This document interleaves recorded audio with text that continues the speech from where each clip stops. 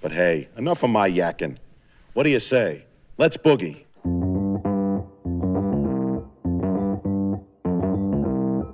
Live from Joe's mom's basement, it's the Stacking Benjamin Show.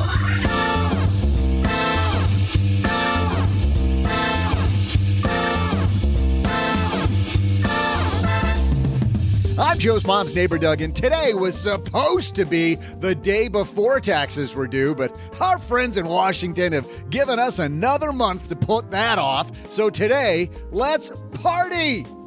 Well, we cooked up a pretty exciting show for you, so kick off your shoes and relax. Joe's mom made some punch over there, but I'd go easy on the brownies because sometimes she throws in a little surprise, but it totally helps you relax. Today, we'll cover how to make some eye-popping money with some hacks about your credit card and savings accounts, how to stack some Benjamins by driving for Uber, and how to help your family members with money. And all of these tips came from people like you. So just sit back and relax. Plus, we'll have our usual headlines. We're going to throw out the Haven Lifeline as we always do. And I'm going to nail down this whole production with my amazing trivia.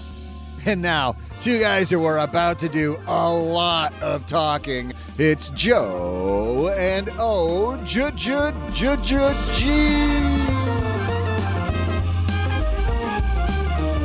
It is Wednesday, which means we're all about the talking and the listening and the laughing and the thinking and the money making. Whoa, easy. Bridge too far? Thinking? Not happening. I'm out. Tap me out. Welcome to No Thinking on This Show podcast. I'm Joe Saul-Sehy, Average Joe Money on Twitter, and that voice who's... the sultry voice of the gods. Who's bringing it home, Mr. OG. I love a review that we just got that said that you love yourself very much. And I want to say, yes, he does. And he also hates you. So there you go. It's a match made in heaven. It is super. They didn't say that piece, just the first piece.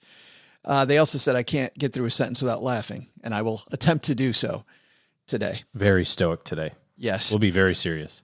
Probably not. And I will not love myself anymore. We have a fantastic show. Make love to myself. Of three. Wow. That went the wrong way in a hurry. We've got some great stacker success stories today, OG.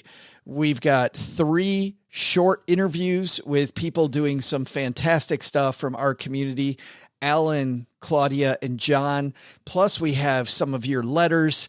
It is a potpourri episode, so it means we can shine the light on some of the cool stuff you guys are doing, answer some questions. But first, we got some headlines, so let's get the party started. Hello, darlings. And now, it's time for your favorite part of the show, our Stacking Benjamin's headlines. Our first headline, OG, is something we talk about often. I remember a great quote from you saying, you got to know the game you're playing. It sounds like something I would have said. It was probably brilliant, and you probably loved it very much. This piece comes to us from the Wall Street Journal. It's written by Spencer Jacob. All that glitters isn't Goldman. Oh, that's a play on words. Spencer's got it. Spencer writes, if you were to cook up a name for a company guaranteed to get attention at the moment, then you couldn't do much better than Rocket Fuel Blockchain. How about that stock? RKFL. Remember when that company changed their name to Cannabis? It was something about cannabis, even though they were, they're like a dog treat manufacturer or something like that. I don't remember what it was, but they changed their ticker symbol to like weed or something like that, and the stock went up through the roof. Completely pivoted. Or how about when Zoom went public and everybody thought that their ticker was ZOOM, which was some little Chinese company that was not really doing any business. Yep.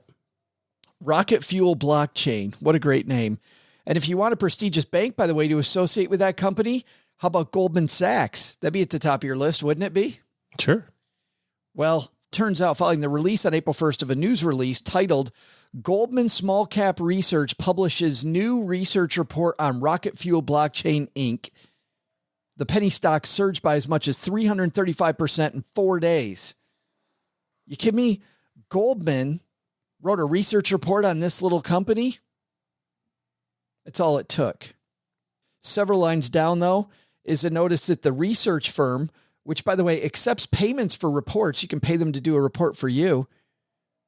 Goldman Small Cap Research, quote, is not in any way affiliated with Goldman Sachs and Company. All they said was Goldman did a research report on this. Stock goes through the roof. Sounds like a pretty nice pump and dump scheme to me. You just got to know where your researchers are headquartered, if it's Manhattan, New York, or Manhattan, Kansas. Nothing wrong with the Kansas State, the fighting Kansas Statans. I don't know what they are. They're purple. Wildcats, I guess they are. Yeah. Nothing wrong with the Wildcats over in Kansas State, but it's a different Manhattan.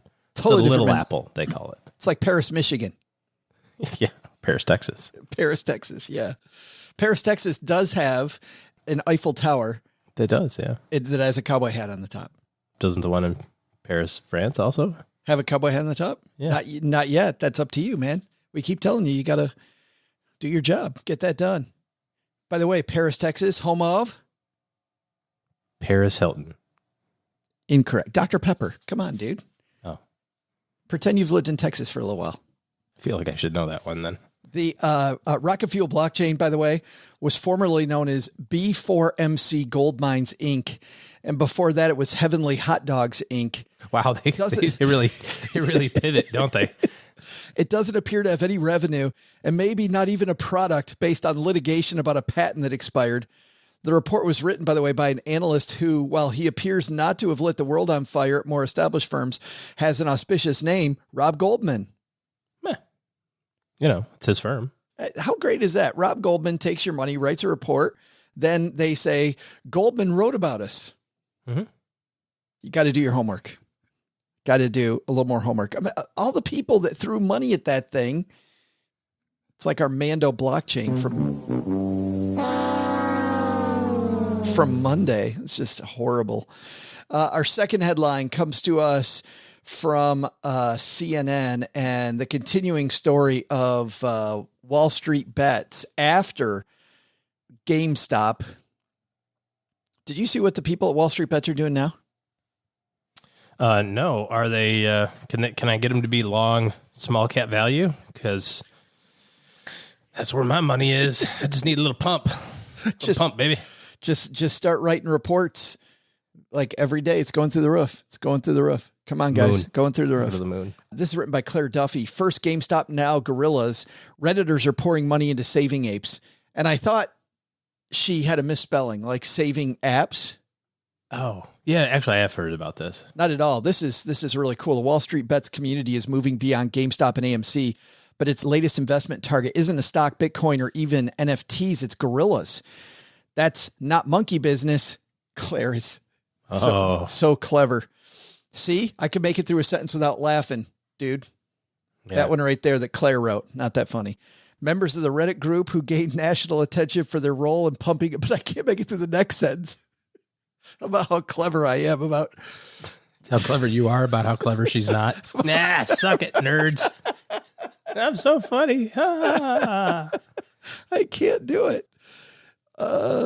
That's members of the Reddit group who gained national attention for their role in pumping up the January trading frenzy of GameStop, AMC, and other meme stocks rallied over the weekend to use their earnings to symbolically adopt gorillas through donations to the Diane Fossey Gorilla Fund. I just think this is super. Why gorillas? Bit of an inside joke. Wall Street Bets members refer to themselves and others on the page as apes as part of the group's internal lingo. It all started last Saturday. Member Wall Street Bets adopted a baby gorilla named Urangano from the organization on behalf of GameStop. Since then, Diane Fossey's received thousands of new adoptions and more than $333,000 in donations, compared with around 20 adoptions in a typical weekend, according to a spokesperson. Use unrealized GME gains to adopt a gorilla, one Wall Street Bets poster said on the site. I want to bring this up because I love this idea. You and I meet people, OG, who say, you know what? I got enough for me, so I'm done. Don't need to do any more planning. But how great is it to look beyond you, to do something for your community, for your world, for the things that, whatever it is that you care about, to think about leaving a legacy. And I'm sure some of these people didn't make enough to be even financially independent themselves. And yet Right. they're out there saving gorillas with the money. A few extra bucks. It's just like when you have an investment and we tell you, you got to have an out, you got to have a sell strategy. If you're going to be a trader, you've got to have a buying strategy and a selling strategy. I think it's also important to have, like, what do you do with the money strategy? Like what's the purpose of all of this stuff? And it can't just be ambiguous around, like, well, I don't know, retirement, because I don't know, different people act differently or kind of think differently, I suppose. But for me, I've always had to have some sort of thing on the horizon that, financially we're working toward. Otherwise it's, that long 30-year goal doesn't seem super exciting, and I know I've got to do it. So I do it, but I'm not super stoked about it. But what I am super stoked about is covering my pergola, because when it rains, I want to sit outside and I know how much it costs and I got to save for it. And I've explored all the different, like, I've done all the research. I know what it's going to be. Like, that's what I'm really excited about right now. So that's what I'm working on. You can do the same thing for giving or the same thing for the results of your investment success as well. Well, and I just think you and I both belong to the same entrepreneurial coaching group called Strategic Coach. And one of the most powerful lessons for me, and you've been coached by Strategic Coach longer than I have, OG, but I think this is still one of the most powerful ones for you. Last Friday, we had a show talking about lifestyle design. This was really, for me, the biggest time when I thought about started thinking about lifestyle design, and still today, it's something I think about regularly, but it's, how do you want people to remember you? Who do you want to be? What's your legacy going to be? And man, just having that time where we were, forced is a strong word, but you know what I mean? I'm in a group of people and I'm being coached to think about that. Right. All of a sudden I realized all these things that were really important to me outside of, I want to fire by the time I'm X age, or I, hope to get this for just myself, get a little bit away from me into, I almost said me into we, and that just sounds so hokey. I went from me to we. You sound like an Adidas t-shirt. You need a greater symbol, greater or less than symbol. Or just a TM on that thing. I think Adidas already got the TM. Oh, do they? You have to, I'm certain of it. It's like a March Madness t-shirt. That's why it came. Oh, is to you. it? Oh. Yeah. We is greater than me. Oh. TM. TM. How about Adidas greater than me? TM. No. Powerful stuff. I think that's a good takeaway. In fact, we'll have our takeaways, OG and I both, in just a moment from our headlines. But first, I think a good takeaway for all of us is that if you don't belong to a credit union and you have one locally, you should look into it, because credit unions in general, we're going to do soon a show just about all the things that credit unions can do for you, because there's so many different things. And Navy Federal Credit Union, they don't just serve the Navy. They also serve people from the Army, Marine Corps, Air Force, Coast Guard, and even the Space Force. So no matter where you are in your military career, they offer products and resources to help you navigate your finances, like the Navy Federal More Rewards American Express card, which offers 3 times points at supermarkets, food delivery, and gas, plus 1 point on everything else. Now, only use credit cards for points if you're going to pay off your bill in full every month. But that means when you go shopping, when you buy gasoline, you're going to get 3 times points for those things. You'll enjoy special perks and points you can redeem for cash, travel, gift cards, and more. Plus, earn bonus points. Learn more about how you can get 25,000 points, $250 value when you open a Navy Federal More Rewards American Express card today. Visit NavyFederal.org for more details and to apply. Insured by NCUA, American Express is a registered service mark of American Express used by Navy Federal under license. Well, running a small business, as you may know, like I do, it is super fun, but it can also be very tough. And when it's time to get a loan, it can feel impossible to find the lender that you actually trust. Big banks say no. The internet, well, that's full of sketchy offers with sky-high rates and fine print you can barely read. Whether you need help covering payroll, managing cash flow, or investing in growth, you deserve better. And that's why I recommend the small business marketplace Fundera, which is powered by NerdWallet. It's a free, easy-to-use platform. It lets you compare real financing offers from trusted lenders, and it's all in one place. And what I like is that you don't need perfect credit to get started.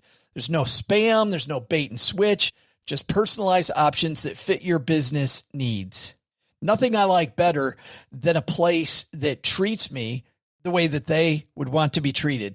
Using Fundera is a super way to quickly compare options and make your best funding move the way any great business owner would. Here's the best part, though. For a limited time, when you visit nerdwallet.com/SB and fill out the no obligation form, you're going to get VIP treatment and talk with a real person who knows all the ins and outs of small business lending.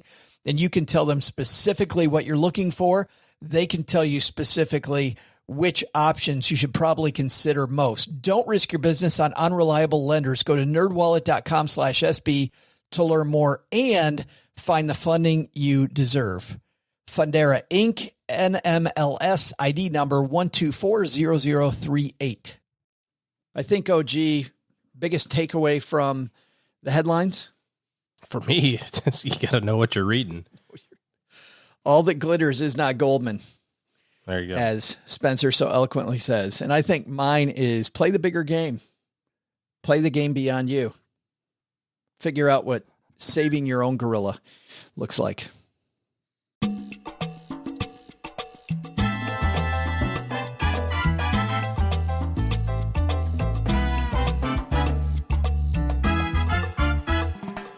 We've got a very special show today. We've had some members of our community that have done some fantastic stuff, and we're going to begin with Alan.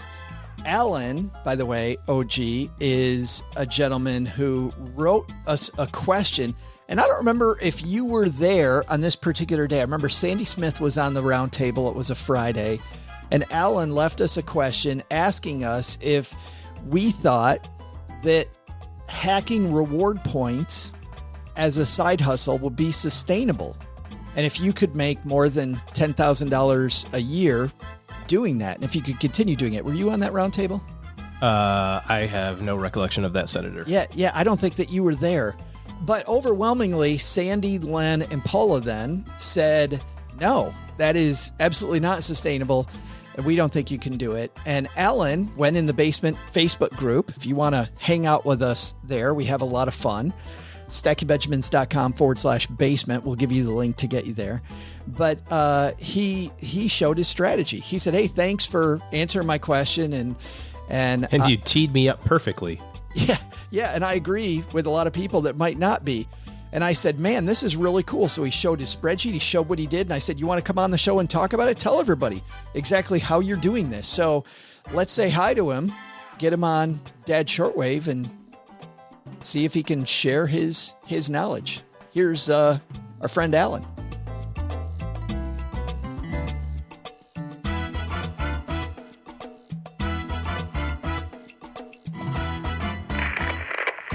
And on my Dad's Shortwave, it's our friend Alan Leopold. How are you, man? I'm doing great. Thank you. Well, I'm so glad that you said you would come on and talk about this. You, of course, wrote us the note to the Haven Lifeline asking if this were a possibility. We overwhelmingly, as you know, said probably not. And then you came on and said, thanks for the note. You came into the basement and said, thanks for the note. Here's exactly what I'm doing. And I want to walk through how you do this, because I know, as you know, this is something that a lot of people think about. They wonder about hacking reward points. Tell me how you got started, though. When did you first decide this might be a thing for you? In December 2016, I had been out of debt for about a year. I had paid everything off. So you decided, let's get a bunch of credit cards and get back in debt. Right. Well, and I just kept on hearing people talk about like you can get 2% cash back. And, as long as you're paying your bill off right away, you're going to gain some money that way. And so I went ahead and jumped into that and got the double cash card. And I ran that for just a couple of years, and it would amount to maybe $600-700 a year. And that was covering like camping fees and stuff like that. Well, then on your broadcast, and I heard it one time on Dave Ramsey, somebody talked about churning bank accounts. And I'm like, what's this churning thing? So I started looking it up and started reading about it. And it's like, oh yeah, people, because I had an emergency fund sitting there doing nothing. And so they're like, oh yeah, if you've got, I've got direct deposit through my work and I can configure it whenever I want to. So then in March of 2018, I started the bank account churning. Let's talk for a second for everybody about how that works. So churning bank accounts, banks give these promotional offers of paying you money to change your bank over to them. Usually, as long as, to your point, it comes with direct deposit. And the reason they do that is because bank accounts are usually pretty sticky. They think you're going to hook up your Netflix to it, hook up your utilities to it, and then it's a pain in the ass to get out. So then they got you. So it usually pays off. But for you, about how much money did you see banks offering when you started doing that? They would range from $150 to $500, depending on, what kind of accounts you're looking for. And how much money did you have to move over to them, Alan, to do that? A lot of times the minimum balances were maybe $100 to $200. Oh, so not a lot of money. And then, but you had to hook a direct deposit up to it. And so I was able to do that through work, no problem. And usually that would go for 60 to 90 days. So you have to have the direct deposit hitting. Sorry to keep interrupting you, but do you work at a place where you can direct deposit to more than one place? Yeah. Oh, yeah. There's no asking HR. It's all done electronically. But then I found people, that were struggling in the different Facebook groups with that, is that a lot of these places like everybankbonus.com and Doctor of Credit will have a list of the banks that you can make transfers from that will replicate like a direct deposit. And so that's, open it up to that many more people that can try it out. Wow. So about how much money in that first year did you make by just churning bank accounts? So in 2018, I opened up 17 accounts and I made $2,750. Wow. Well, that brings up two questions. Question one is, how long did it take you to open up those accounts? The time to get them open is probably maybe 10 minutes. Oh. And what I did is I kind of try to keep track of how much time I was spending on it. And I figured it took me about 2 hours between the time of setting it up, meeting the requirements, tracking, and then closing the account out. And usually you close it after 6 months. A lot of times they require you to hold it for 6 months, sometimes a year before you can close it out. But I figured 2 hours per bank account to do that. With 17 different accounts, how do you keep track of it? Spreadsheet. Okay. Spreadsheet. Pretty rigorous spreadsheet, I would imagine. Yep. I just have a Google sheet that's set up and it has all the information as far as what the minimum balance is, because you want to avoid any fees. So whatever the minimum was, that's what I would put in there. Or if it had direct deposit was, to avoid the fees, I'd do that. So $2,700 in a year. For the first year. Yeah. Yeah. And I thought, well, that's pretty awesome. It definitely a lot more money than just my 2% cashback card that I was getting, from Citi. And so then the next year I thought, well, I'm going to try this, because everybody said, the money is where, is in the credit cards. Go after the credit cards and get the, cash bonuses. I wasn't interested in miles. So in 2019, I opened up only 4 checking accounts and I made $1,225. But I opened up 5 credit cards and made $3,153.70. Wow. So that was much bigger money. Yeah. Much better. That also shows you, just as an aside for all of our stackers, that's also an aside of where the bank's bread's buttered, right? The bank makes a lot more money on the credit card than they do on the checking account. So they're going to offer you much bigger rewards. Yep, definitely. And then that's when we came into 2020. We opened it up and I did 21 checking accounts and that was about $6,300.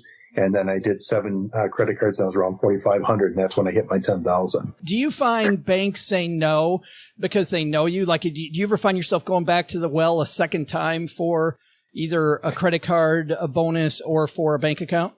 I just recently started going through my old ones because usually with banks, you have to wait with bank accounts, usually 12 to 24 months before you can reapply. Credit cards are similar to that. They can make you 2, 3, maybe even 3 or 4 years before you can reapply. But I went to Chase. He's like, did you used to have an account here? It was like 3 years ago. I'm like, yeah, but the business kind of, picked back up again. And so, okay. And then they just opened it up again. They did. And they gave you the reward again. Yep. Doing it again. And that's the thing is that you got to wait that full 24 months usually, or 12 or 24 months. But the idea is that they need that money to be able to lend out and do other things with. Now, each of those cards has a minimum spend, right? So tell me about spending the minimum to get the bonus. Gas and groceries, the dining out.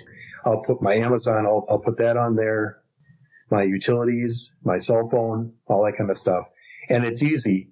I can go through, for myself, and in our situation, it's probably $1,500 a month. So hitting that $3,000 spend in 3 months, no problem. And what we found is we could hit that in 2 months And by the time I was hitting the second month, I was already applying for the next card. Wow. And the second that you hit the spend limit, then you're pulling all that money off and applying it to the next thing. Yep. You wait for it to post. And on the credit card side, you wait for it to post, and then you can go ahead and pull that. They'll ask you if they want to check. And some of them will do a statement credit, and that's fine. You still got to pay your expenses. So It's not like I'm buying anything extra because of this.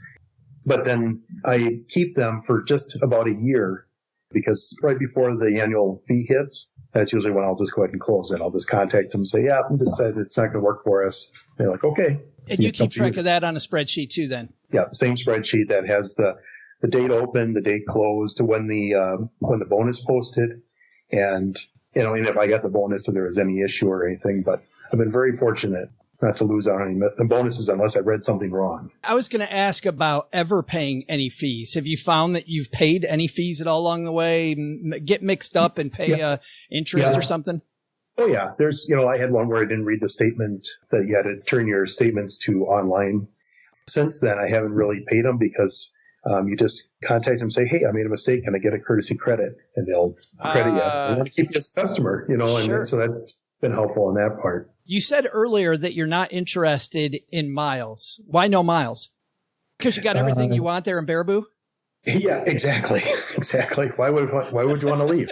No, my wife doesn't like to fly at all or very little. And so, but cash will take you everywhere. And we do a lot of camping and stuff like that. So, we can use that cash wherever we need to. We've done work on our house with it. We've used it. This last year was to help beef up our Roth IRA so we get max them out. So it carries nicer. Who it fills your wallet better? Who is this bad for? Like who seriously is going to get in trouble playing this game that you play? Being disorganized. You've got to be able to be organized as far as, and I only would do like one credit card at a time. I'd hit the max on that one, then I'd get the new credit card, then switch it over to the next one. But you can't just run a bunch of them at one time because it's going to get confusing. Same thing with the checking account. I figure out how much of my direct deposit, is divvied out among the 3-4 banks or whatever. So I just sit on that and wait until I hit those numbers, and then I move on to the next one. But you've got to be organized, or else it's going to burn you. Absolutely. And you made, I wasn't doing the math, between credit cards and checking accounts last year. How much did you make, Alan? It was a little over 10 grand. Wow. And you asked us the question. We said we didn't think that was sustainable. Do you think it's sustainable?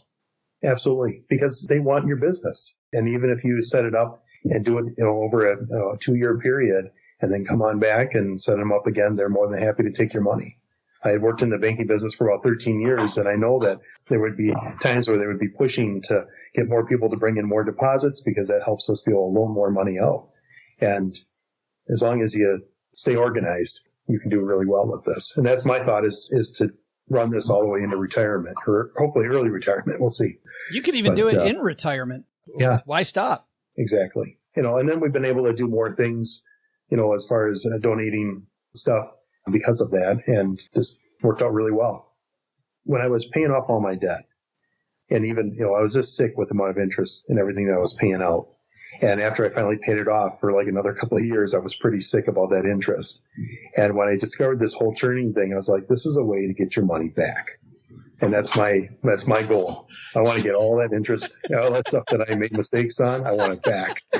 You're clawing it back from Bank of America. Exactly. Exactly. Every single one of them. Big thanks to Alan for sharing that information. And I know we said it 3 times, but if you don't pay your credit cards off every month in full. Yeah, that's the biggest thing. Yeah. Or if you don't keep that detailed spreadsheet like he does, OG, this could be a very dangerous game.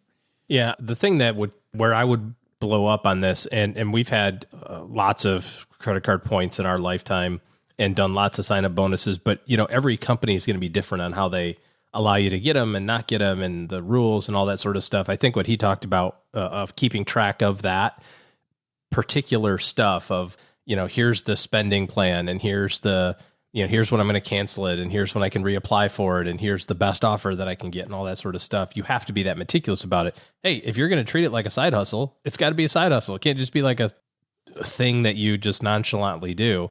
I do like the banking thing because I don't know about you, but it seems like it comes in waves. Like every 2 or 3 months, I'll get stuff from different banks. Like, hey, sign up with a savings account, get $300. Get a new checking account, $400. And I always throw them in the trash. And I was thinking about it the other day, maybe because we were talking about this show. About Alan, yeah. And I was like, I'm going to start looking into this a little bit. By me looking into it, what I mean is I made Mrs. OG do it. Nice. And I said, hey, babe, check this out. This is a great idea for quote us. This is a great idea for quote us. Yeah.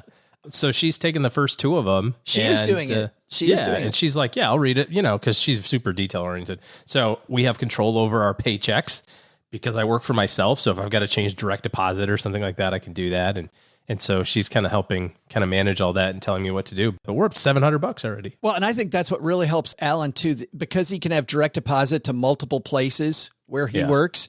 That's great. I mean, he can do 3 of these at one time with direct deposit if he wants to. I think that's super cool.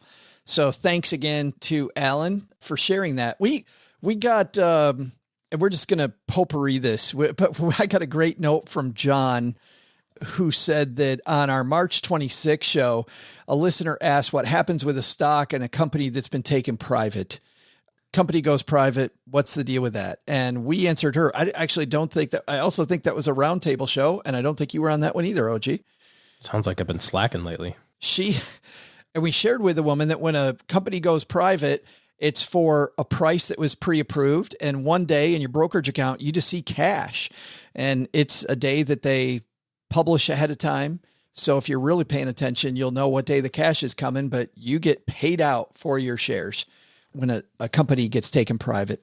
He said, your answer was great, but it reminded me of a stock I owned in Raytheon company 2+ decades ago. Raytheon's board conducted a reverse 1-for-20 stock split, followed immediately by a forward 20-for-1 split. Since fractions of shares get converted to cash in these corporate stock splits, the intent of the board was to get rid of smaller shareholders like me. The board did so at a very low point in the stock price. They wanted to get rid of me on the cheap. I had no choice about keeping or selling the stock. Made me so mad that I swore I would never buy Raytheon stock again. I invested instead in another defense-related company, United Technologies. Last year, UTX and Raytheon merged. So again, I own Raytheon stock. Great. Best laid plans of mice and men. That's awesome. I can't stand the company. Going to go buy their competitor. And bam. I had something similar. I don't know if you remember this, OG, but I owned XM. And in the early days, XM went from 3 to 30. And I had taken this little bit of money, and now it's a much bigger sum of money. So I decided I was going to take half of it. I was going to keep half because I liked satellite radio, and I was going to diversify the other half. Well, being a believer in satellite radio, I took the other half and I bought Sirius with it. Obviously. And then both the companies loaded up with debt. The 2 of them merged, and I then owned all the shares that I had. So I wrote them up and I wrote them back down. And now you're bouncing off the bottom. Has it gone back up? I don't even know. I sold it. I got it back up a little bit and pulled the trigger when I finally came to my senses and said, you know what? Paying attention to the debt load of a company makes a lot of sense. Also important. Investing strategy. Yeah. Goldman wrote a report on that once too. I saw this thing that Rob Goldman wrote about it. Goldman. Mm-hmm. All right. Next, we were asking people for some wins, things that they had done. We have Mom's Show and Tell in our Facebook group, and our friend Claudia did something that you just don't see, OG. She helped both her parents and her in-laws get their financial house in order. She and her husband have over the last few years really gotten their house in order. And Claudia and her husband had their parents come to them and say, can you help us? Which I think is a super powerful thing. And as you know, that can also be a harrowing experience, but she took her father-in-law to meet with a financial planner, which a lot of people wonder what that meeting's about. So I said, hey, Claudia, please help us out. And she was gracious enough to say that she would. So our friend from the Basement Facebook group, and I'm glad I finally get to meet her, Claudia Gonzalez is with us. How are you? I'm good. How are you, Joe? Well, I'm better now that I get to talk to you. You know, we sit here in the basement and make shows, and you never get to talk to our family. And it feels like we're talking to a long lost friend. So that's really fun. But you did something that I thought was very cool. You helped, was it your parents or your in-laws get their financial plan together? Or was it both? It was actually both. It was actually in the same week that the timing just worked out that way. But my father-in-law had asked my husband and I to help because he's got money saved. He doesn't have any debt. He's 73 now, doesn't plan on ever retiring. He's just going to work until he dies is what he says. He just had this lump sum of money sitting in a bank account with earning cents a year. And so he kind of got tired of that and said, okay, I'm ready to talk about what it is you guys do and how you guys invest it. And let's chat about it. Neither of our parents live locally, so we had to travel there. So we traveled to the Houston area where he's at. It just so happened that my mom had some doctor's appointments in Houston that week and came, kind of followed us here back to where we live. And then we tackled their issues. But it's so strange of parents to reach out to their kids. I just don't see that very much. I mean, it seems like a very brave thing that your father-in-law did, even asking kids for help. Why do you think he reached out to you? Because that seems very open. So we didn't really start being really good with our money until maybe, I guess it's been about 3 years now. And until then, we didn't have any major debt or anything, but we were just kind of spending what we made. And, we put a little into 401ks and deferred comps, but it wasn't intentional. It was just sort of like, yeah, we'll put that much in. There was no plan around it. Once we got a plan, we started actually with Dave Ramsey. Since then, my husband's just was on a high. He just wanted to tell everybody about it because he wanted to solve everybody's financial problems. So it's been about 3 years that he's been telling his dad, Dad, Dad, we can do this. There's so much you can do. And so it's taken about 3 years of him bringing it up in conversation for my father-in-law to say, okay, let's see what you've got. Tell me about it. But a lot of the time when people do that, right, it kind of feels like when my brother went into the multi-level marketing thing, people get so excited about Dave Ramsey that I go, no. I don't want to hear any of that. Was it that way with people at first or not? Well, he definitely got that a lot. I'm telling you, he was on a high. I didn't quite go to that level. I just kind of kept it to myself. I liked what we were doing and I felt much more in control of our money, but I didn't need to tell the world about it.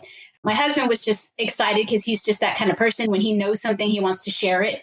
And so he definitely got that from some coworkers when he would bring it up. They're like, don't want to hear it. And that's fine. He would let it go. But his dad, he doesn't have any background in this. He doesn't know who Dave Ramsey is. He doesn't have any opinion of him one way or another. So, he would just kind of yeah. Initially, I think he was just yeah, okay, son, whatever, Yeah. After about, like I said, it's been about 2 or 3 years. Then he finally said okay, well, let's talk about it. Let's see what we can do. And with my parents, I don't think I've ever even mentioned that name to them or anything, but I did tell her that we're doing a lot better with our money now. We're budgeting. We know where it's going, where it's more intentional. And so I would ask my mom every so often, well, what is your budget, Mom? Well, how much do y'all spend it? Because they were starting to talk about my mom retiring. She retired about 1.5 years ago. And so they were starting to talk about that and how they were going to manage it.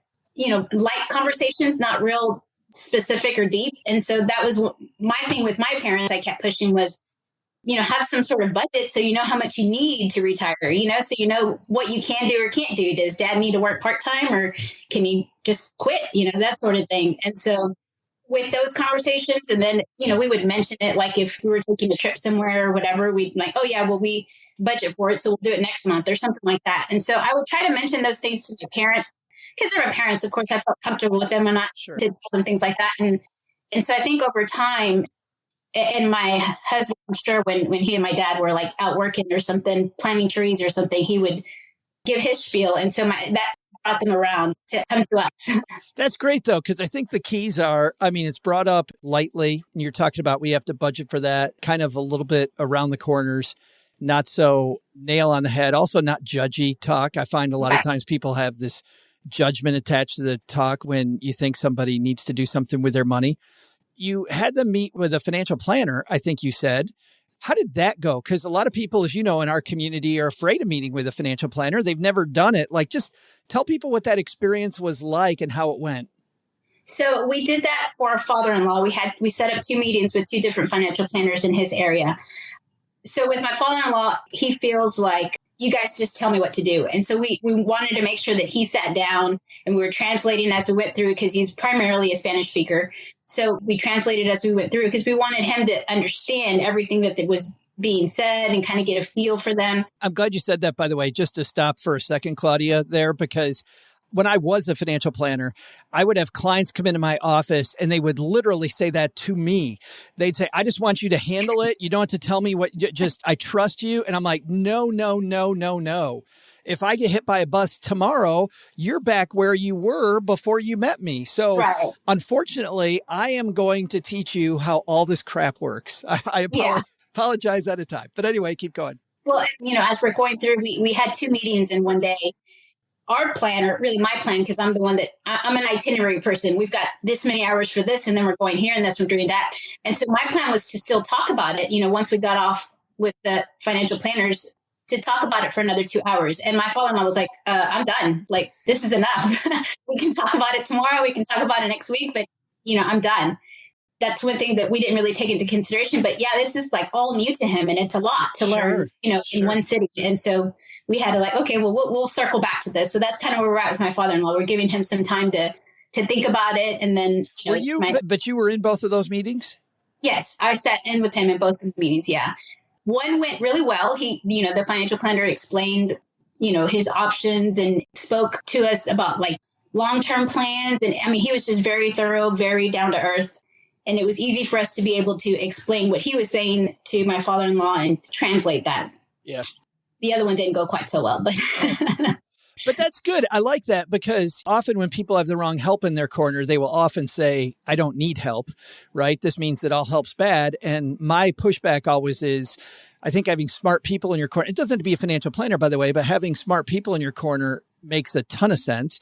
For your father-in-law, having you two in his corner, I think makes a lot of sense. Really, in some ways, you kind of are his financial planner in some ways, because he's going to take your a little bit, yeah, he's going to take your word for it. So having those people, so if your help sucks, my feeling always is your interview skills suck. Right? You got to do better interviewing. So I love that you compared 2, but do you think he's reached his limit, or maybe it sounds like the one might be a great fit? Yeah, I think we do have one that's a good fit. Although I still think that we're going to have to be pretty involved with him as well. Yeah. Because we don't expect him to be calling my father-in-law every so often or checking in to make sure, like, you understand, right? You understand, right? And that's what I feel our role is, because it's a lot for him to take in. And in fact, not too long ago, he was still keeping, money in a safe at home because he didn't know whether he should really deposit it into a bank. So these are the giant steps that we've taken in maybe the last 5 or 6 years. So for him to now be talking bonds and equities, it's kind of like, You're in a whole different planet now. Yeah. Yeah. I think you just blew baby steps out of the water, Claudia, to go back to Dave Ramsey. These aren't baby steps. Yeah. Well, thanks for talking about it. Congratulations on the open discussions. I just don't see it very often. And I was so thrilled when you wrote about it and just sharing your story. I think that's awesome. So thank you for helping make the Stackers a stronger community. Thanks, Joe. Big thanks to Claudia. Isn't that great? Helping parents and in-laws.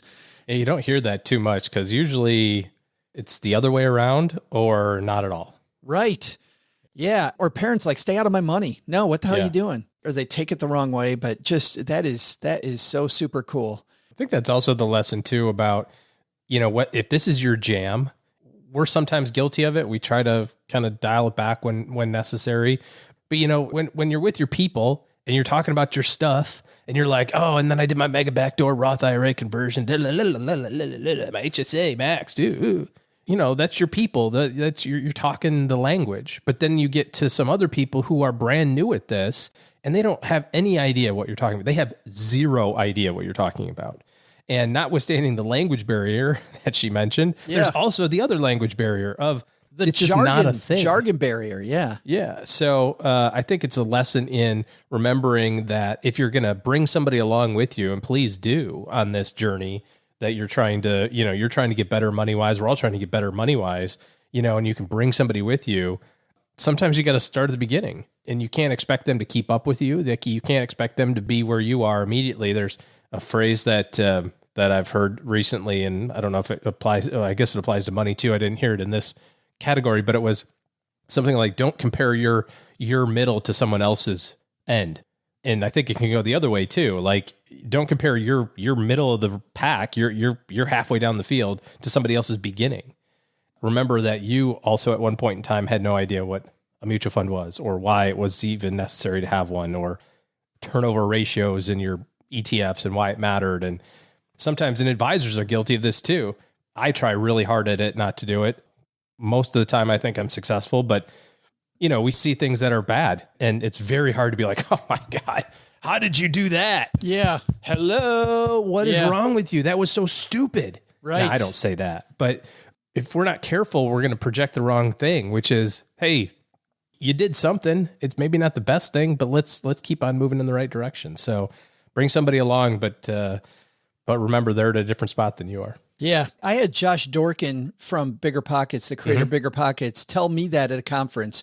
He was telling me about all the stuff they were doing at Bigger Pockets. And I remember looking at like his graphs and going, dude, we are never going to, there's no way that we can build Stacky Benjamins to be any. And by the way, this is not where they are today, which is amazing. This is several years ago when they were really just starting out, but still a rocket ship. And he said the same thing to me. He goes, don't compare my middle to your beginning. Do not do that. Yeah. Just take it a day at a time. There's also something to be said here about decision fatigue, right? To realize that people also get decision fatigue. I remember when I was a new financial planner, some good advice that I got was give people 3 options. And initially I love sharing 45 options about how to do things. Look at how smart I am. And it isn't that. It's like, well, if you consider this, or if you think about this, you could do it this way, you could do that, and I get really excited about all these different ways to look at something. But I had a good mentor tell me, give people 3, because if you give them more than 3, people, it's just, I get lost if you give me more than 3 options. She'll ask me what I want for dinner. I'm like, you choose. I don't know. She asked me last night. So we've got, these 2 different things. Which one of the 2? I couldn't make up my mind. So we had the chili. Well, that's also smart. That's also wisdom. That's many, many years of being married. That's because the right answer is whatever you decide, honey. Yes. We got a note from Sarah, who also wanted to say hi. She said, hi, Joe and OG. I love y'all's show. Found it many years ago when I was a truck driver a few years ago. By the way, Sarah, I would love to be a truck driver because I love listening to podcasts and listening to old time radio. And there would be no job more suited for me, I think. And I love road trips to the point that I think that OG thinks I'm crazy because of some of the crazy drives that I am thinking about taking. We have some stuff in Michigan, and I think on a upcoming Friday, I'm just going to get up at 3:30 in the morning and drive all day to Michigan, and on Saturday drive back the very next day. But it sounds like fun to me, but not fun to a lot of people. But I think about being an over the road truck driver and think how just what a I don't know, just a job for me. A few years ago, she said, y'all had a podcast episode, and I believe a guest was talking about if you put $1,000 in a child's account for the first 7 years, it could set them up for retirement. Can you 2 help me find it to help me decide how to best go about this? If you have any other suggestions regarding setting up accounts or Texas college funds for a child, I would greatly appreciate it. Thank you. You guys are the best. Sarah. She said, by the way, she used Grammarly to write this and signed up as soon as she signed up for school. Thank you too for all the life help. I'm so excited to get to hear from you too. And she also said, I love pie. OG, you're so cute for wanting to startle a kid, talking about a conversation that may or may not have happened during an episode recently. If a child was tearing up my front tree, I'm pretty sure I would ask once very nicely for them to stop. However, if I caught the child again, I'd shoot around the child with a paintball gun. Oh my. Wow. No. Oh boy. No. Probably not, Sarah. Maybe I'm more grumpy. Maybe I'm more grumpy old man like. If you take this suggestion and get into trouble, I didn't say anything. Yeah. We're not taking that suggestion, Sarah. Shoot around the kid with a paintball gun. At least it's a paintball gun, I suppose. We are not. But no. Maybe we'll just ask nicely. Leave my tree alone. Yes, please leave the It's all tree right. alone. Most of them are dead now anyway because of the kid? the freeze. No, the freeze that happened. No. So, and the kid. It's the kid's fault, actually. It's not the freeze. It's a kid. Yeah. Thanks, Sarah, for that. So we did talk to a man, and you're right, Sarah, it was several years ago, Chris Carosa, who is advocated for a long time a child IRA. And what Chris likes about this, and you and I weighed in saying that we also like this, OG, which is that your child has to have some earned income. If they have earned income, you can then put money into an IRA. And if you put money into an IRA when they're very young, so, he's talking about children for these baby pictures for photo companies. There are modeling companies that need children as model at a very young age. Of course, a lot of people worry about privacy. So I think you have to think about what's important to you and your children, but they get to a certain age where they can help out and do things like pick up the trash around your home business, or they walk dogs for the neighbor, something. If they can have some actual earned income that they can show, then they can put money in a child IRA. This is what Chris writes in a piece in Forbes. If parents start a child IRA for their 13-year-old and continue contributing the max of $6,000 a year until child beckons through 18, there's a special prize at the end of the rainbow when that child retires at 70 with no further contributions. Once the child goes off to college, earning 8% a year, the value of that teenage child IRA is going to grow to nearly $2.5 million by age 70. Yeah, some pretty good cash. Just 13 to 18. Save just that. I'll link to this, Sarah, in our show notes page. I mean, that's a big number, though. $6,000 to make as a 13-year-old, even if you're kind of certainly juicing the numbers, so to speak. But I think the message is the same. If you're thinking about college funding, I was just talking to you before we recorded about college funding. And I said, man, I'm glad I did something. I wasn't financially able to, when my oldest was born, to max out a 529 for him, and fully fund it. But I'm glad I did something, because I've got a pile of money there now, which doesn't seem like a whole bunch when you are putting in $100 or $150 a month. Yeah. But it's a lot now. And so the same thing is true for your kid. If you're, it doesn't have to be a retirement account. You can just put in a regular brokerage account. It's something. Let compounding do the heavy lifting. All right. So we heard from Alan. We heard from Claudia. We got a great note from Stacker John. John took issue with the fact that I have on a few occasions quoted Dr. Juliet Shore, who came on the show and talked about the sharing economy, OG, and how driving for Uber and for Lyft are not great ways to make money. And the quote sharing economy isn't so much about sharing as it is these tech companies making a lot of money while you go make not a ton of money. And John wrote to me and said, I suggest Joe should stop telling people who drive for Uber, et cetera, that they don't know how to do math, which was, by the way, in fairness to me, it was a direct quote from Dr. Shore, but I liked it. I've done the math, and it's a profitable endeavor, especially if you drive a reasonably fuel efficient car and you optimize the times you drive. And he goes into how he makes money driving for Uber. And I thought, you know what, OG, let's find out. Let's find out from John how to be successful as a driver, because clearly there definitely still is some math involved.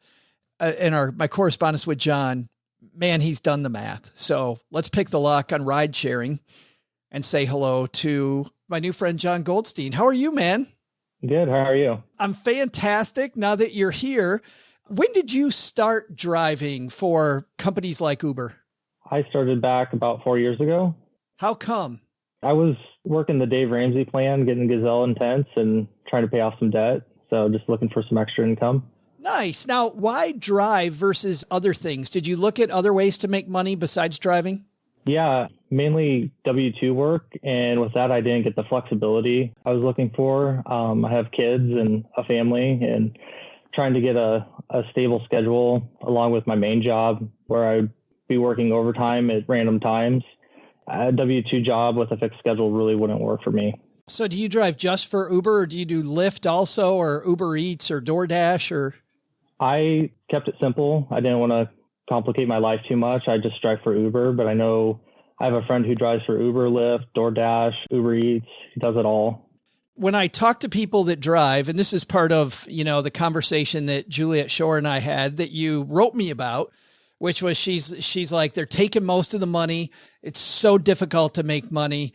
I quoted her as saying that people that drive don't know the math. You wrote me back and said the math can be pretty good if you know when to drive. Explain that to me. How did you calculate when and where to drive? Well, I started driving 7 days a week, and generally in my area, the weeknights aren't very busy. So I just focus my time on Friday night, Saturday night, and Sunday at times. So those were the most profitable. You'd get surge pricing on those, and it tend to work out pretty good. So for you and your family, then you talked about having kids. Do you guys then make Wednesday night the Goldstein family Saturday night? Yep. We would pick a night during the week and focus on family on those nights. Yeah. So you started off then driving all 7 days to figure out which days were the top days. So there was a little bit of exploration there, I'm assuming, or I don't know, scientific method, trying out the different days. How much more on the weekend do you make than on the weekdays? It depends, but generally around double, I would say. Wow. And are there certain times on the weekend for you? Yeah, just whenever I have time, but generally it's after 6 p.m. at night, and I can go anywhere from midnight to 4 a.m. if have enough energy. This is way off topic, dude, but you have to have some things happen in your car at 2 a.m. that you don't see at 6 p.m. Yeah, people have stories, and yeah, I'll just leave it at that. Maybe slightly intoxicated, maybe? A little bit, yeah. Yeah. So walk me through then. You said you have a spreadsheet. Walk me through how you make money and what you track. Well, I go through, I figure out, what the IRS standard mileage deduction is for your mileage. It's 56 cents per mile in 2021. You got my federal and state rates, FICA, and then the Section 199A deduction, which is 20% deduction on your self-employment income. So, and then I went and actually calculated my true cost for my vehicle, and I come up to about 12 cents per mile. I have a 2014 Toyota Camry. So the trick is to drive a semi-reliable and fuel-efficient vehicle, and you get the mileage arbitrage between what the IRS gives you as a deduction and what your actual costs are. So you go through and you figure it out, and my tax basis hourly earnings were $11.69, and my cash basis earnings were $19.45. And if I back into what I'd have to make for W-2 wages to net the $19.45, I would have to earn $30.63 to back into my W-2 wages. So for me, that works. It's flexible, and I don't know if I could find another job part-time to make that kind of earnings. To make $30 an hour. Yeah. Yeah. That's some powerful stuff. The key for you then is making sure you know when to drive. But that still means if you said that it's double, then I assume that if you drove on a weekday night, are you making 15? Yeah, about $15 an hour, which still isn't terrible. Yeah. It's better than nothing. Yeah.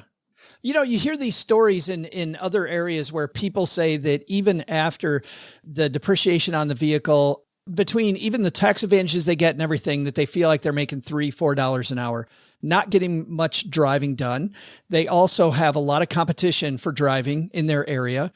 Because of that, Uber and Lyft paying them lower and lower and lower dollars every year than the year before. It sounds like you're not seeing that in Omaha. No, I'm fine with it. Uber does take their cut, but I'm still coming out way ahead than the alternative. Do you think that that's city specific, or do you think wherever you drive, that if you just do some of the math that you've done, that you can make it work? I think a lot of it does depend on what market you're driving in. I know there's some places that are busy 7 days a week, and then a small town, you may not get it. So there's a reason there's no crab fishermen in Nebraska. It just doesn't make any money. So you got to experiment with different things and figure out what makes money and what makes sense. So if it's not working for you, find something else. Well, I think there's another key here too, John, which is that you also have taken advantage of the tax implications. I mean, you're treating this like a side business and making sure that you're writing off your expenses. And I think, you talk to some of these people, you get the feeling they're not doing that. Yeah, that's a possibility. Do you have tax help? Do you have a tax background? How do you keep track of your taxes every year for driving? The app tracks it all. I'm actually a CPA during the day. So nice. Yeah, it works out. I was going to say that might help just a little bit. Yeah. But I think for somebody who's not a CPA, you think it's good to have a tax pro helping you make sure that you catch everything? I think most of the tax software out there is pretty good at capturing everything. Your main things are you're getting your mileage, which the companies will give to you. Anytime you're logged on, it'll track your mileage for you. Little things like taking a portion of your cell phone plan and deducting that. Car chargers and accessories and stuff that you buy, bottled water if you give it to your passengers, you can deduct all that. So Spotify. Sure. Well, if you're playing it in the car while you're driving, I would think that would be a thing. About how much money do you think that you'll make this year driving? Are you comfortable sharing that? Yeah, it's a little bit of a anomaly for this year. We're having new kids, but generally speaking, I make about $3,000 or $4,000 a year. Wow. Driving, and it's super part-time. It's whenever I have time around the family activities and when I'm busy with my main job. In other years, how much have you made? Is that when you say it's an anomaly, that's a low year, I'm assuming then? Yeah. If I really put the pedal to the metal, and I could make 10, 15 grand if I worked all hours of the night and evenings and weekends. Yeah. Now, have you thought about comparing that to other, I know you said, it's $30 an hour, but we've talked on our show before about, starting your own brand, starting your own side business instead. People that own like an Etsy shop, or they own something where they sell stuff themselves and they're not giving that huge amount of money over to Uber. Have you looked into creating your own business versus doing something like Drive, or is this just a short-term thing? It's probably a short-term thing. I've thought about starting my own business. I know sometimes starting your own business can take some time to cash flow. Yeah.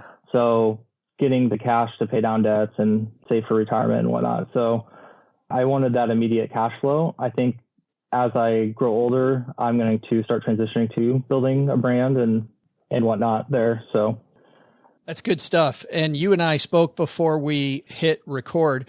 You're in Omaha, Nebraska, and you've had friends that have met Mr. Buffett. Yeah. Yep. Got a photo taken with him and Mark Cuban. That's fantastic. Yeah. John, anything that we forgot that we should talk about? Yeah, I just have some ways to increase profitability. Excellent. If you decide to drive for Uber, Lyft, DoorDash, learning how to do your own car maintenance can help save some costs. Using cashback credit cards to buy gas. My wife just opened up the Discover 5% card and she gets double cash back. So right in this next quarter, Q2 of 21, we're getting 10% cash back. Wow. Other cards are the Wells Fargo Propel at 3% and Verizon has a 4%. Use the gas savings apps like Gas Buddy and Get Upside. Take advantage of any promotions that they're offering. Sometimes they'll give you a bonus for completing so many rides in a certain time period. Earn more at your W-2 job. The higher your federal marginal tax rate is, the more profitable it becomes for you. Meaning that tax break becomes better because you're adding on at a higher rate anyway.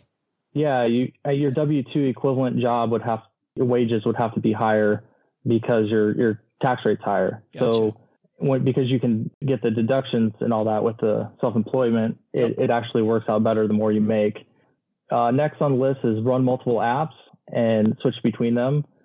And then use the destination feature. You're talking about like run Uber and Lyft and the other companies at the same time. Yeah. Yep. You can turn them off if you get a ping for one and then turn them back on when you're waiting. I've never done that, but. Well, and it also seems like based on what you said earlier, you should go through the same process that you went through yourself, which is figure out with each of them when the optimal times are to drive for that company, when you're probably going to get the surge pricing and actually make good money. Correct. Yep. Yeah. Next on the list is use the destination feature for personal tasks. So if I'm running to Home Depot to pick up something, I'll set that as my destination and get the mileage deduction for that. So I'm converting personal mileages into business mileage. And if I get a ride along the way, it's extra spending money. So it's kind of nice. And then my brother-in-law opened up a brewery, and I would give out coupons to go see the brewery. And we talked about starting a personal brand and promotion. I know there's people who do photography on the side, and they'll give out their business card while they give Uber rides. So that's just another way to kind of like stack some of the, make it more profitable for you if you have other things going on. Do you have to watch out at all? Is there anything in the Uber or Lyft agreement that you have with them that prohibits you from doing any of that stuff? How does that read? Not that I've read. Okay. So right. I think it's okay. I did have a guy, I had a guy in San Diego. I didn't remember what he was telling me about, but at the end he made sure that he gave me his card and was, I don't know. The one thing I didn't like was I signed up for an Uber ride and I got a sales pitch, on the way there. I was like, oh man, come on. If somebody starts drawing me multi-level marketing circles while they're driving, that could be a problem. Yeah, that could be. That's awesome. Those are great, John. Thanks so much for spending a few minutes with us though, and talking about making money driving. And I really appreciate it. Yeah, no problem. Thanks to John. And calculating the tax advantages, OG, an important part of driving. I think that says a lot about treating your business as if it's a business, right? Your side hustle. But then also, I love that he experimented with different times. Experiment with different times to drive and find success. I remember talking to a real estate person in Dallas. Real estate is kind of a around the clock type of business also, right? You just kind of work when there's work, when people want to see houses and whatever. Except he only drove Uber on Friday night and Saturday night to and from the airport, because he said in Dallas at the time, anyway, obviously it's, things change, but at the time he could make $1,000 a week just driving Uber Friday night and Saturday night, just hanging around the airport, waiting for somebody to get the ride back to the city, coming home, or getting ride home from the long work trip. He said he would do it till he made $500 for the day, and then he would quit. So his thing was, I'm just going to do it until I make $500 and then I'm done. Sometimes that would be a couple of trips, and there were some big long ones, and I got it knocked out by midnight or 12:30. And then sometimes it took me until 2:30 in the morning, but I'm going to do it till I make $1,000 for the week. I love that suggestion of turning on his ride sharing when he knows he's got to go a certain way anyway. Hey, if I'm driving down to Home Depot, why wouldn't I drive somebody in that direction and make some money on my way to go do a trip that I was going to do at the same time? Yep. That was compelling for me. Well, I don't have any interest in driving a lot. If I'm already going a certain direction, getting paid to do it makes a lot of sense. And from some of the drivers that I've driven with, they say they just love meeting new people too. If that's your jam. That can be a lot of fun. Not for you. All right. You and I got to refill the coffee. We're going to hand this over to Doug for some trivia. We'll be back with the Haven Lifeline and more in just a minute.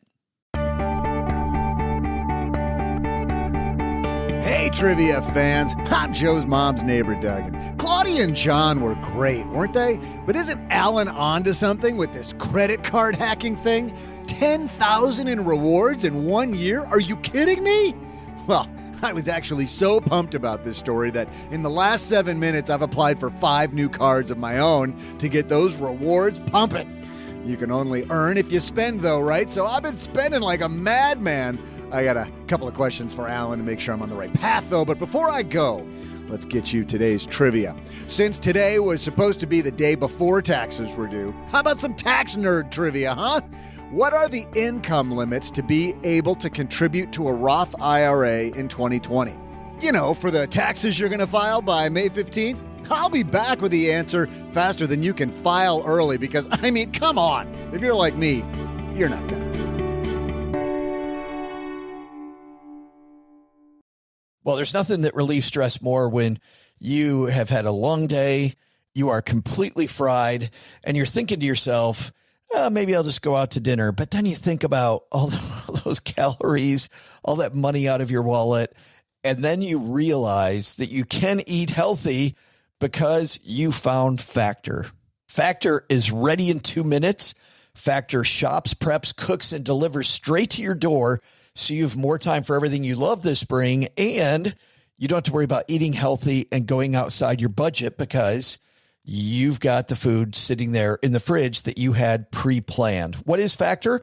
Well, Factor has meals built around your goals, whether that's weight loss, overall nutrition, more protein, or GLP-1 support for strength and workout recovery. Check out Factor's Muscle Pro collection.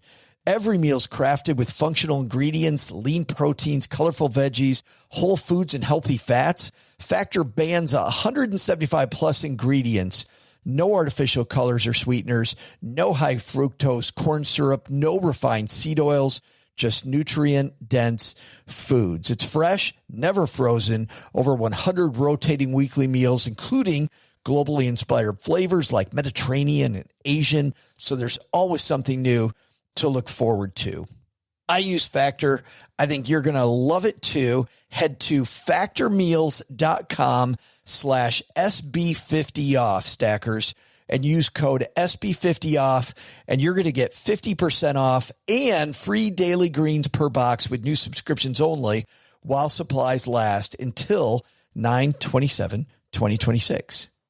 I had a breakfast mentoring meeting yesterday with a young woman who was just amazing. She is graduating from college with a degree in wealth management, and she reached out hoping for some pointers. And listen, if somebody's in Texarkana and wants to go into this beautiful field of personal finance and helping people get their money together, that is incredible. But even more incredible is how she reached out, how she was trying to network. And I was having a discussion that finding the right person and avoiding the wrong person for a role, that's what can make or break an organization. And we just don't see that many qualified people. So how do you find them? Well, Indeed sponsored jobs is a boost whenever you need to find quality talent. If you're hiring, Indeed is all you need. You can stop struggling to get your job post even seen on other sites. You'll match with quality candidates with Indeed's sponsored jobs. Get matched with and hire quality candidates who can drive the results you need. Reach candidates who meet your specific criteria like skills, certifications, or location. It drives me crazy when I'm matched with all kinds of people who aren't a fit. I don't have that kind of time. People are finding quality hires on Indeed right now. In the minute I've been talking to you, companies like yours made 27 hires on Indeed, according to Indeed data worldwide. Sponsored jobs posted directly on Indeed are 95% more likely to report a hire than non-sponsored jobs. Spend less time searching and more time actually interviewing candidates who check all the boxes. Less stress, less time, more results. When you need the right person to cut through the chaos, this is a job for Indeed sponsored job. And here's what's cool, stackers. You're going to get $75 in sponsored job credit to help get your job the premium status it deserves at Indeed.com/podcast. Just go to Indeed.com/podcast right now and support Stacking Benjamins by saying you heard about Indeed right here at Stacking Benjamins. Indeed.com/podcast. Terms and conditions apply. Hiring, do it the right way with Indeed.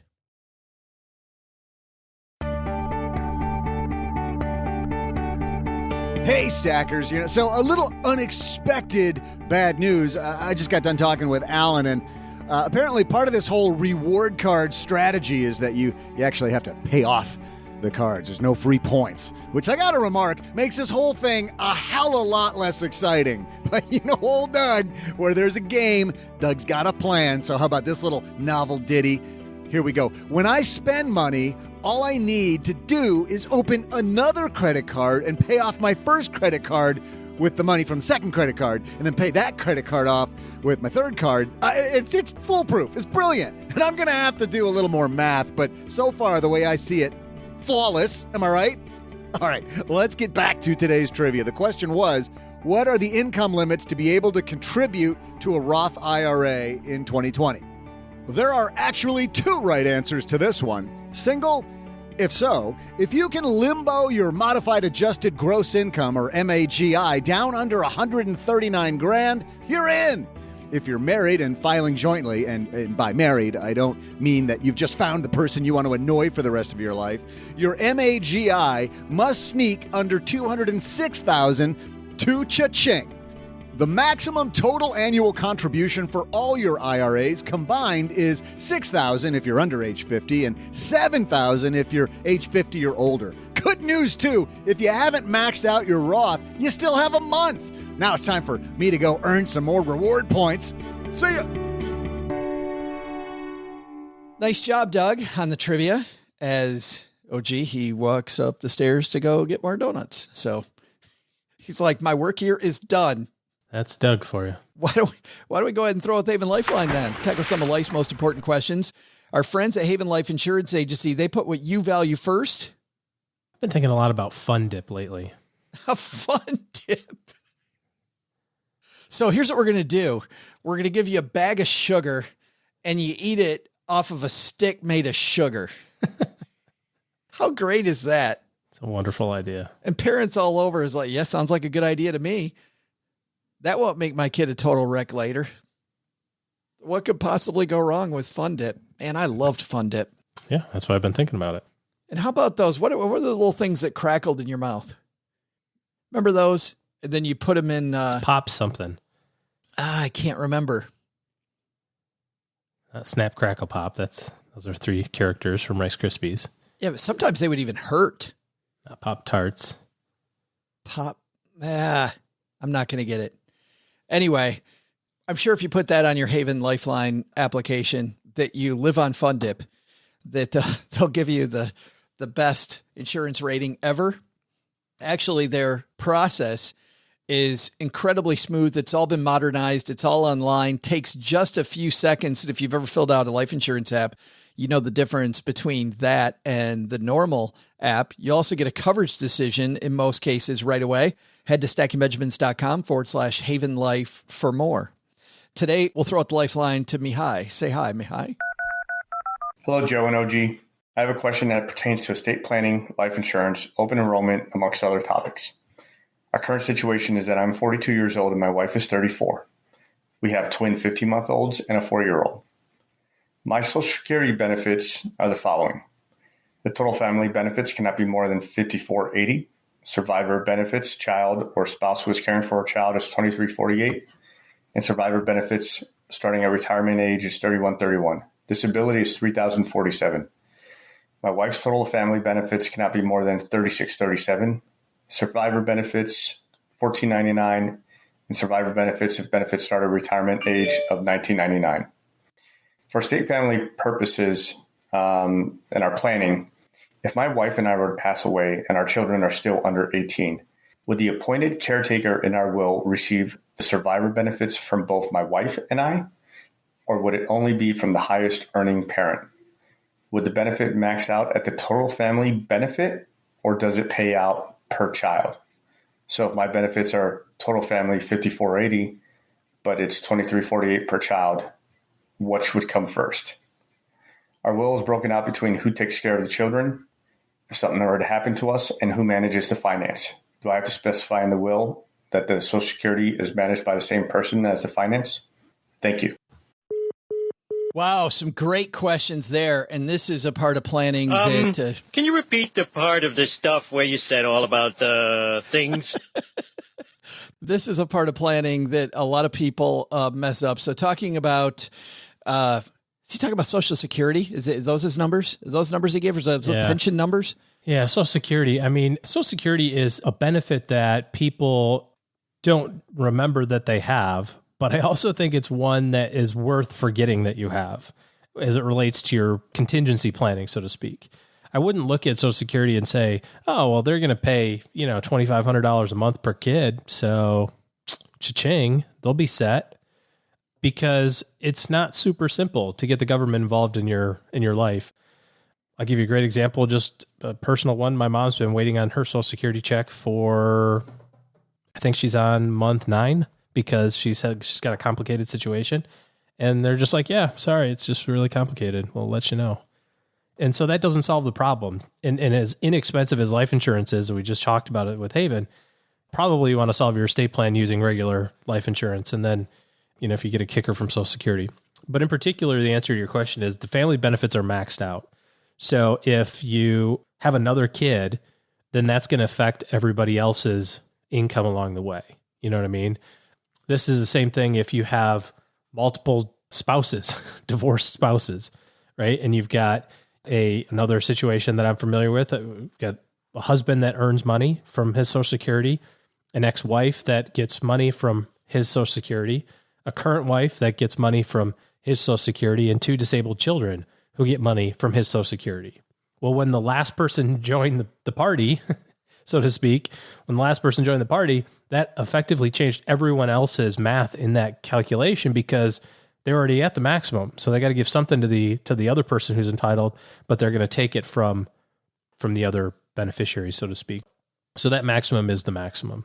How does Social Security payments to children integrate with the estate plan? If he has it's called the conservator, the person that takes care of the money for the kids, right, versus the guardian, which is the person actually taking care of the kids. He's got 2 different people there. Will the money go to the conservator every month and the conservator doles it out according to the estate plan, or is there something he's got to set up? I don't know. This would be a great question for an estate planning attorney. I feel like the reality is that the Social Security money will be more heavily regulated by Social Security in the court system for the minor children than your regular estate plan. So probably whoever is in charge of the kids will be the one that will be in charge of the Social Security benefits and will be required to report it to the court system when asked about how it was being used.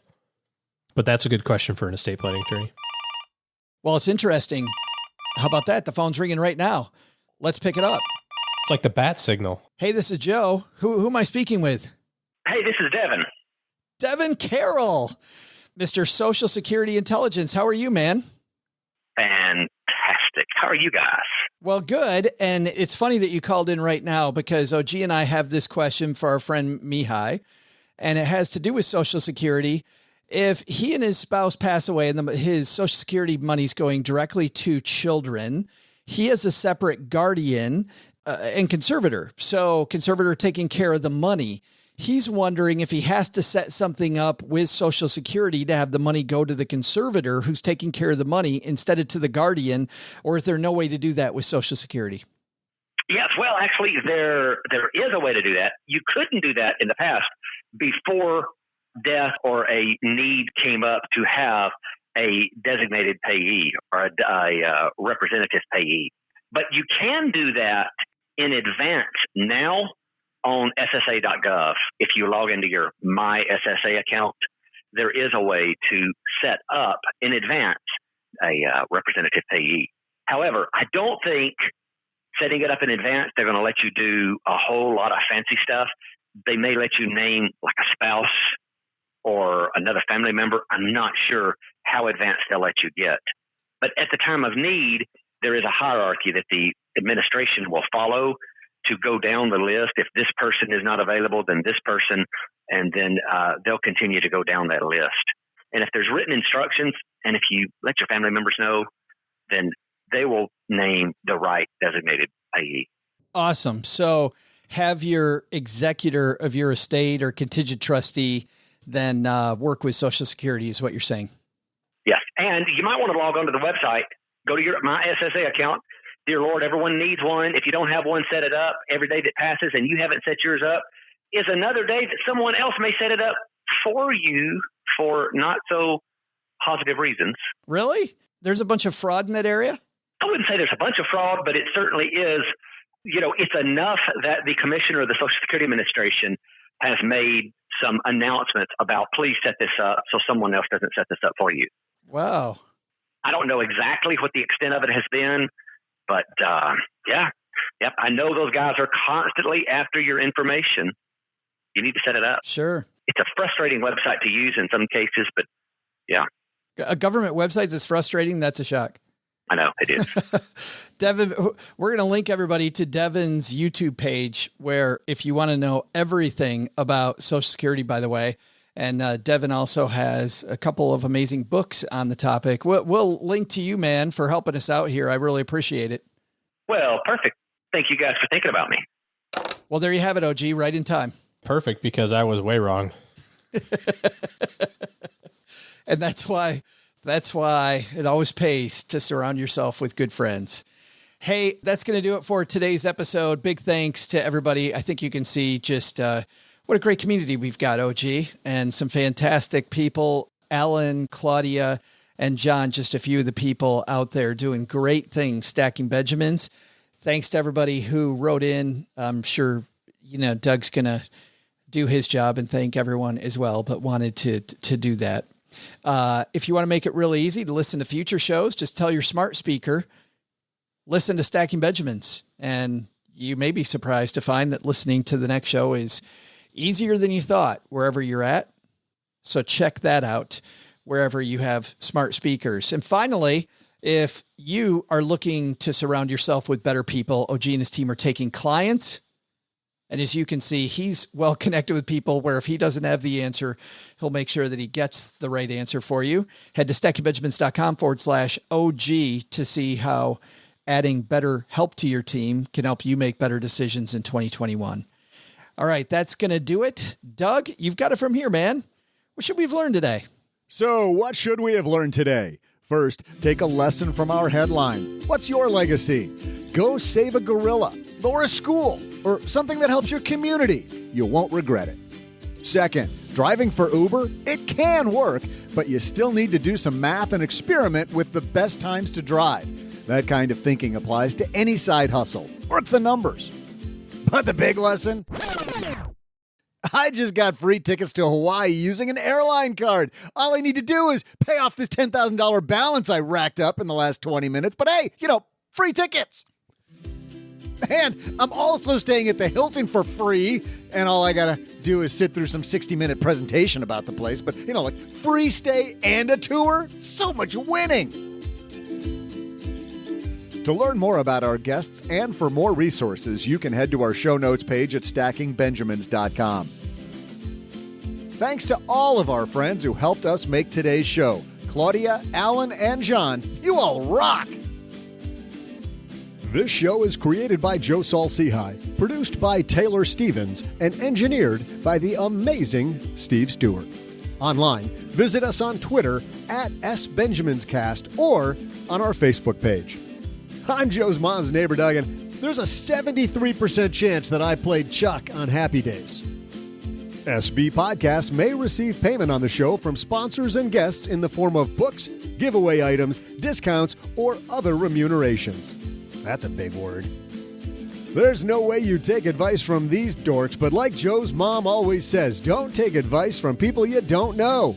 This show is for entertainment purposes only, and before making any financial decisions, consult with a real financial advisor.